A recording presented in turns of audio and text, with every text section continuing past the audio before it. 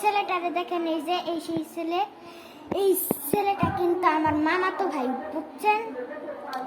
এর ইউটিউবে ভিডিও টানছি, তো আমরা আশা করি ওর বাবা করে দেয়, আর বাপ বেটা করে, বাপ বেটা।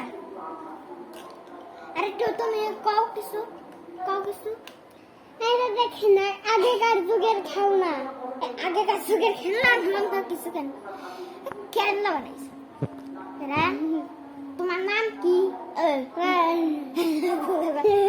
তোমার কয় বছর বয়স?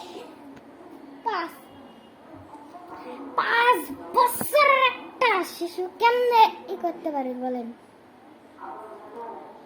রেশ ও কিন্তু মনে করেন